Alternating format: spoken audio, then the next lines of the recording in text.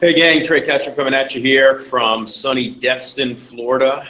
Getting a little bit of downtime at the end of the summer. And guys, I tell you, it's a good reminder that there is still a couple weeks of summer left.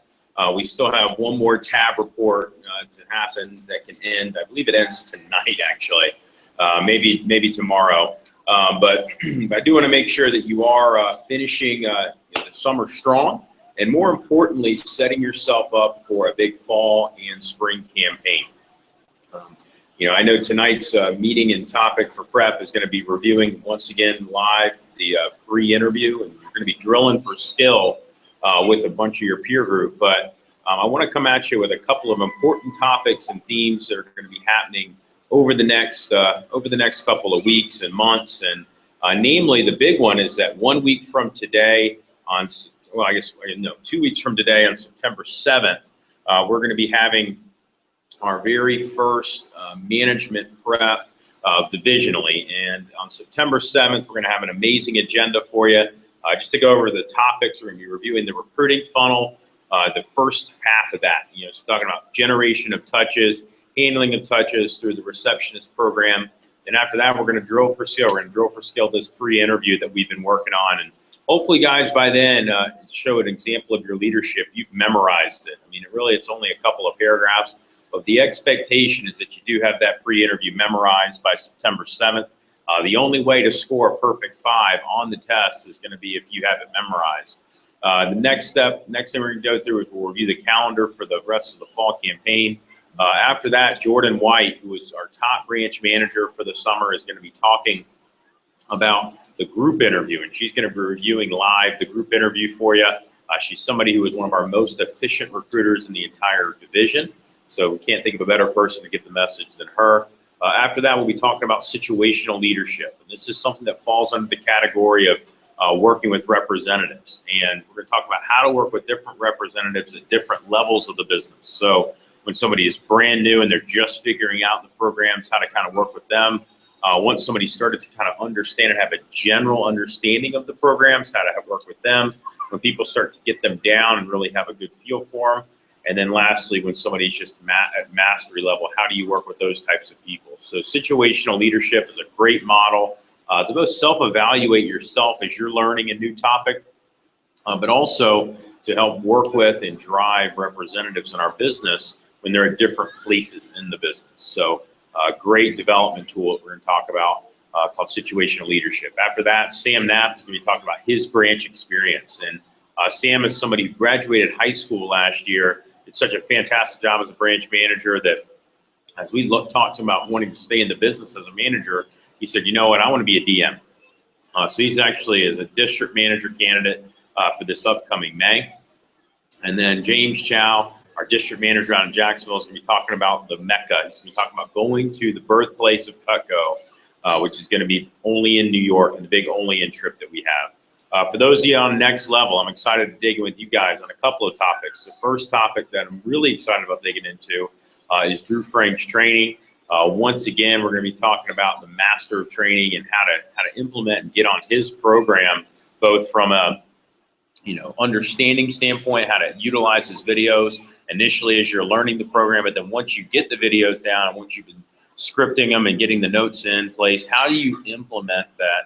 How do you give his talks during training to make sure that you drive your productivity up even higher? And I know that this is something that Jordan used last summer to have over $1,000 fast start average, and we're going to be implementing that divisionally, both the branch class, new DM class, and our veterans. So everybody's going to be getting on Drew's program for this upcoming summer. And then the other topic we're going to really spend some time digging into is the DISC program, which is going to help you to self-analyze yourself and develop yourself, and then help to be able to develop your people. So next level group, there should be a link in the email that I sent last week. If not, I'll resend it this week so you have it to be able to take that test. And the goal or the expectation, guys, is that if you're in next level training, that by the management prep on the 7th, that you've watched all of Drew Frank's day 1 of training and discussed it. And then also having watched or taken the DISC test or the DISC program, which you could find simply by clicking on the email and taking the test from there, or going into Google and simply typing in DISC program Tony Robbins, and it'll pull up a free link for you to be able to take the test. Gives you a printout of your assessment and what your scores are. So those are going to be the big topics for Next Level. For first year team, the expectation is that, again, by the prep on the 7th, that not only have you got the pre-interview memorized, but that you've observed a bunch of them and hopefully could be able to run some of them in your local office. And then for everybody, the expectation is going to be that you've gone online to Google Drive, printed off the BAM binder table of contents, as well as brought all the materials that you need. So materials that you're going to need to have for the prep is going to be your BAM binder, which is going to be a 5-inch 3-ring binder, as well as your computer, your calendar, your schedule, all of the management materials that were passed out at SC3.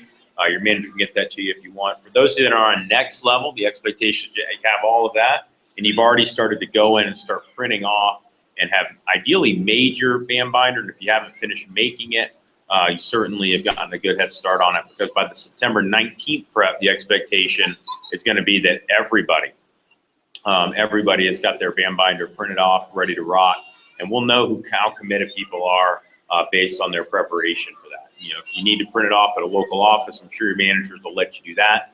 Most of you, though, have free printing at your local school, so use that to take advantage of the free printing that your school has. Take advantage of the school's money, the government's money, whatever it is that allows you to print for free or really cheaply. Don't worry about going green for the next couple of weeks as you get that thing created out for you. Also have your planners and, like I said, binders and everything else that you need for you. Now, the next thing, guys, that we're going to be really digging into is the pre-interview once again. And I know many of you already ran this last week.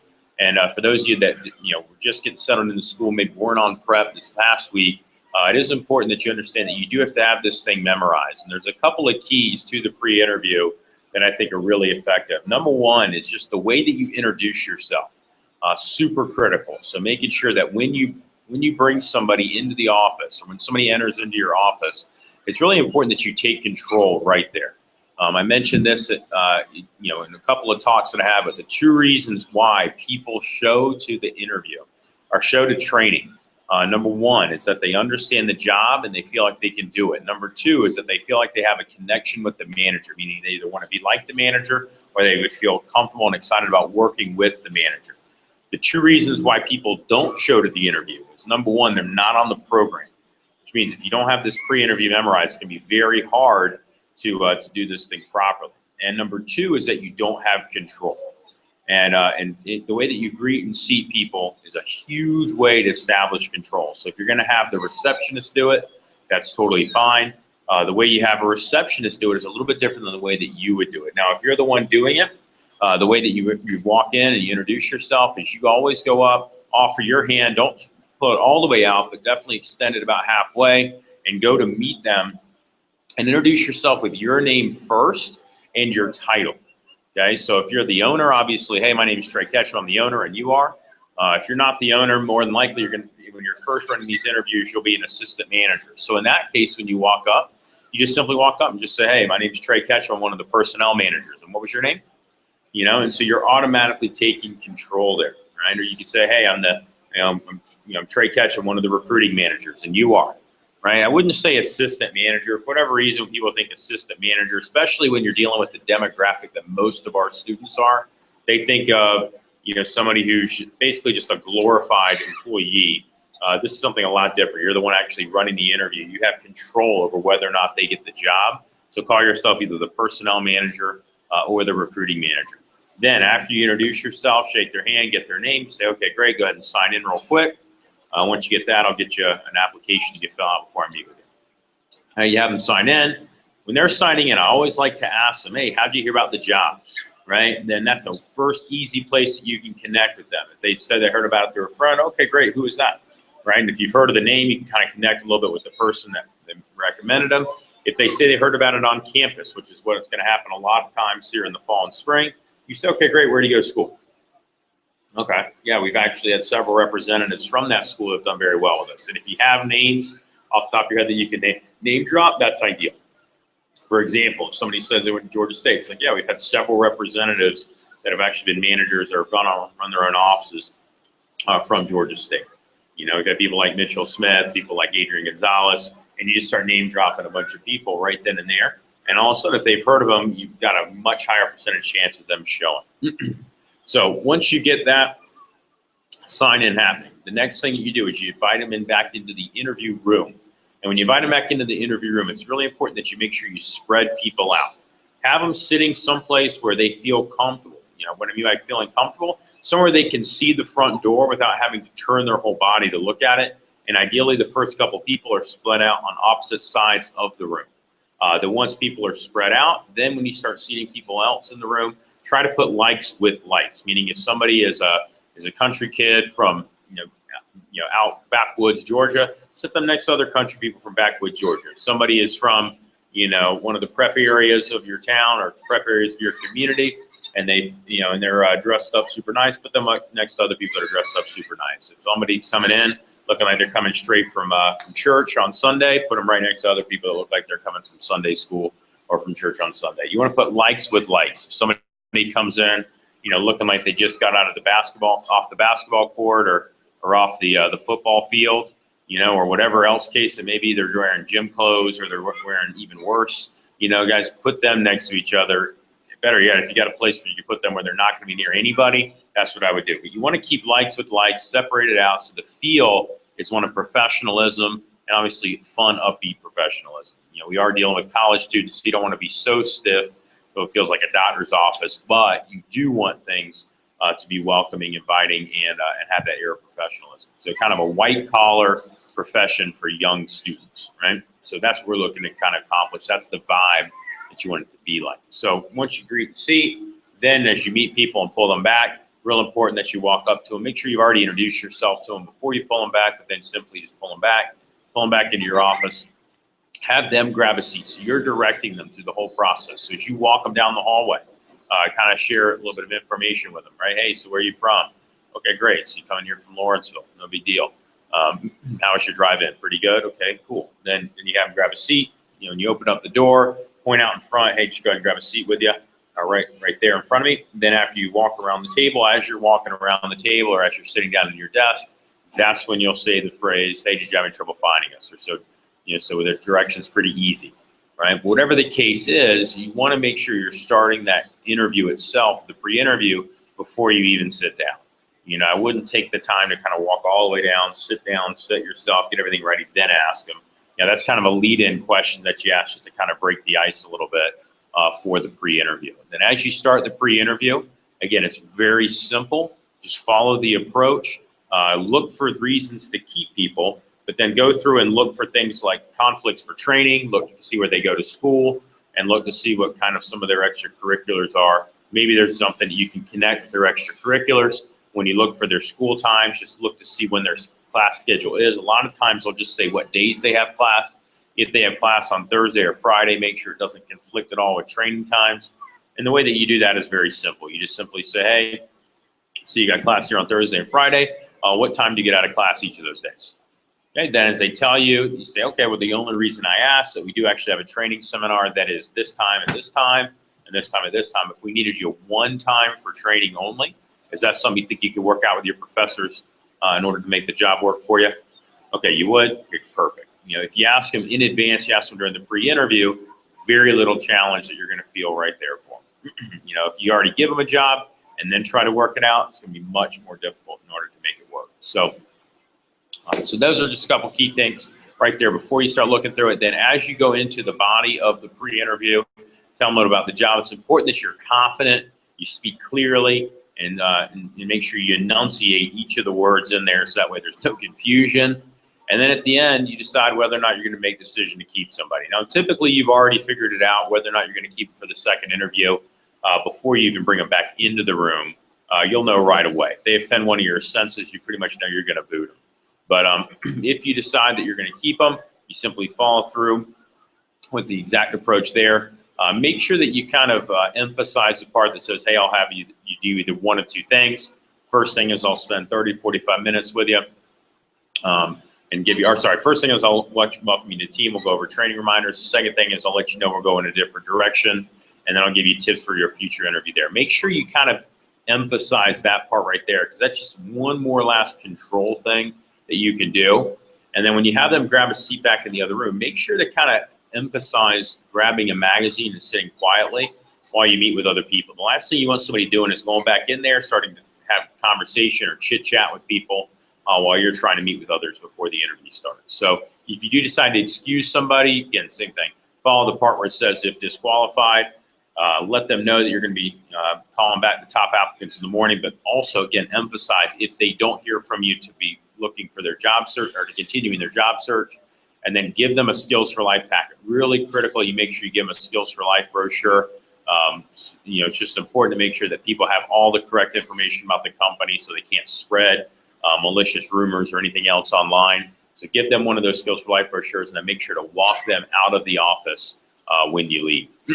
So that's the pre-interview itself. We're going to be making sure we partner up and reviewing that tonight. Go through about five or six times, but then, go through about 2 or 3 times. Then what you want to do is you want to have everybody in your office do it out loud for one of the managers to be able to grade. And on managers, districts, you want to be grading on a scale of 1 to 5. That's what we'll be grading on September 7th. For those of you that are joining remotely, make sure you Skype in or do Google Hangouts with your district manager at some point this week, if not tonight, ideally tonight, to do it one-on-one for your manager so they can give you a grade. And you want to do it just like you would live. So you want to be sitting down in a chair, not standing up, meeting with them just like you would have somebody do if you're meeting with them in your office. For those of you on Next Level, during Next Level training tonight, what we want to be doing is reviewing your takeaways from Drew Frank's intro talk to training. And then for the assignments to this week is you want to be continuing to watch the rest of day 1, focusing on not only the personal story, but also the names list talk. So names list talk and personal story are going to be the things you want to really focus on and watch this week during training. So guys, that's everything I got for you.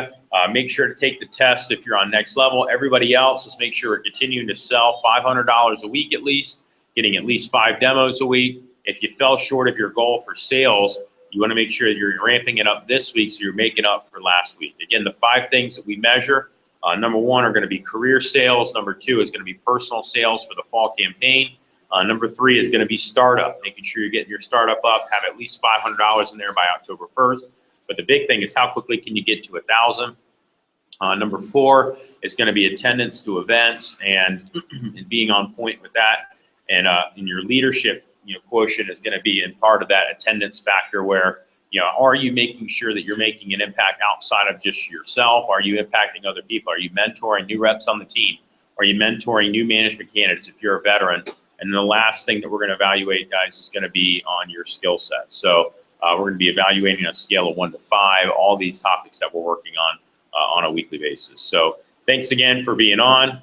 Remember, no excuses, play like a champion. See ya.